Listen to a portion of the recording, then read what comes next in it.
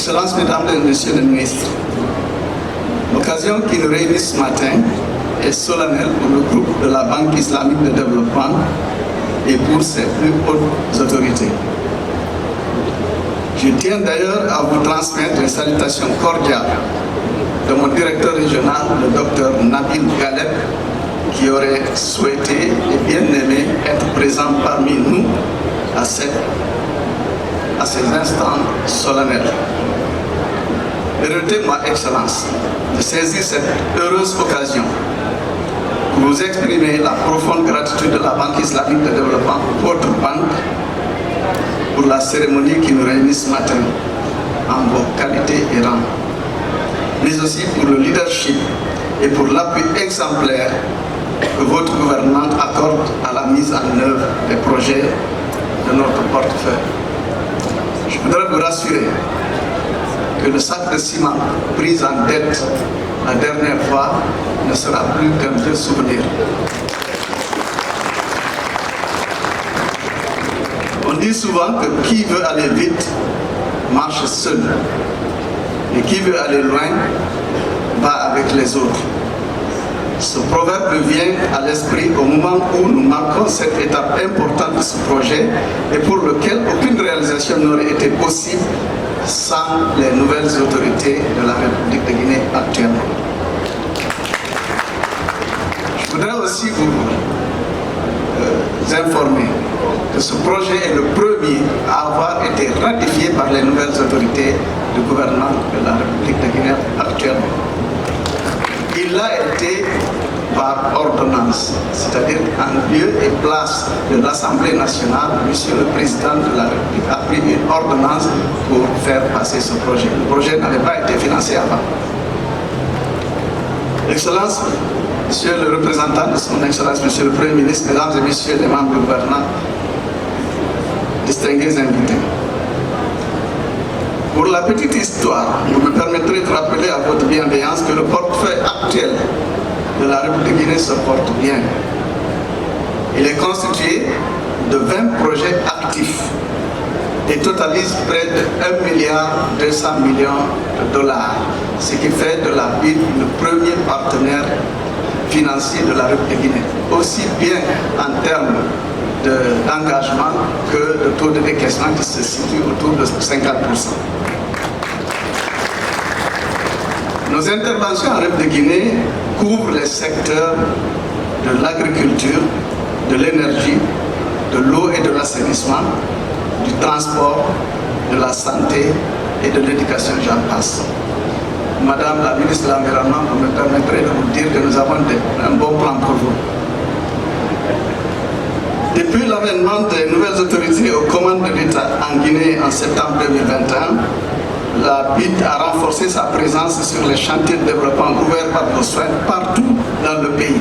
Monsieur Gando, vous vous rappellerez, lorsqu'on a posé la première pierre de la route Boké-Kébo, ce que le préfet de l'époque à Boké nous a dit, qu'on est entre pose première pierre et inauguration. C'est le cas ici, cette route sera faite, rassurez-vous. Permettez que je cite certaines de nos projets. C'est le cas du projet d'assainissement en milieu rural dans les provinces de la Guinée forestière, le projet hydraulique villageoise en Côte et en Moyenne-Guinée qui va commencer pour 40 millions de dollars, le projet d'appui au secteur de la santé, les projets énergie, les projets de construction des écoles régionales des arts et métiers, la construction de la route d'intégration régionale d'Abola-Kouroussa, Boké-Kébo et enfin notre route Labé Mali, qui est le deuxième projet le plus important du portefeuille de la Banque islamique de Guinée en Guinée. Nos perspectives pour les prochaines années sont encore plus heureuses, avec des projets ambitieux dans le secteur des infrastructures, de la santé, de l'éducation, de l'agriculture, de l'appui aux femmes et de l'environnement. Le projet qui nous réunit ce matin en est un autre et il constitue une fierté pour la ville, en ce sens qu'il a été conçu pour répondre à une préoccupation majeure du gouvernement guinéen. La Banque islamique de développement que j'ai l'honneur de représenter dans notre cher pays, la Guinée, est très heureuse de participer au développement de cette magnifique république. Faut-il rappeler, comme je le disais avant, ceci se traduit par l'importance de son portefeuille, près de 1,2 milliard de dollars. Mesdames et messieurs, les membres du gouvernement, distingués et invités, les travaux de construction de la route Labé-Mali, dont le lancement nous réunit ce jour, font partie intégrante d'un ensemble de plusieurs composants dont l'accord de prêt a été signé en décembre 2022 sous l'égide du projet GIN 1019 pour un montant de 159 millions de dollars d'euros. Si la réalisation de cette route est le fruit de plusieurs prières des populations riveraines, elle est surtout l'aboutissement des orientations de son Excellence, Monsieur le Président de la République, qui n'a eu de cesse de nous rappeler le besoin pressant lié à sa construction afin d'assurer la connexion intérieure du pays, mais aussi de faciliter les échanges avec le Sénégal voisin. Je voudrais saisir cette occasion pour inviter au nom de la Banque islamique de développement toutes les parties prenantes au projet du côté du bénéficiaire à faire respecter scrupuleusement les différents termes de cet accord. La Banque, quant à elle, s'engage par ma voix à honorer tous les engagements qui lui incombent selon les termes de cet accord.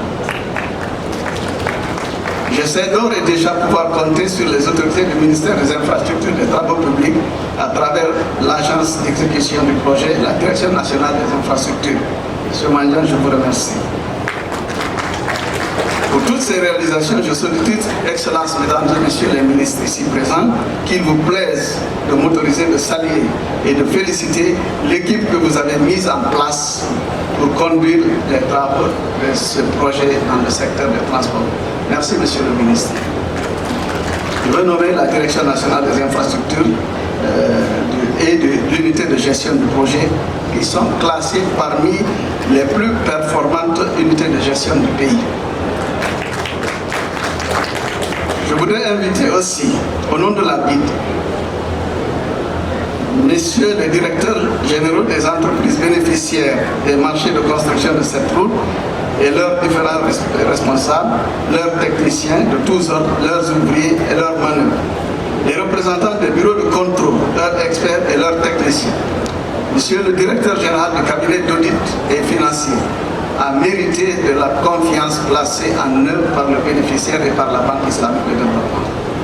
Je voudrais porter à votre bienveillante attention que nos perspectives pour les prochaines années en Guinée sont encore plus heureuses et elles devraient encore et encore contribuer à davantage appuyer les efforts que vous avez entrepris dans le secteur du transport avec le passage au conseil d'administration de la Banque islamique de développement le 28 septembre 2024 de deux projets.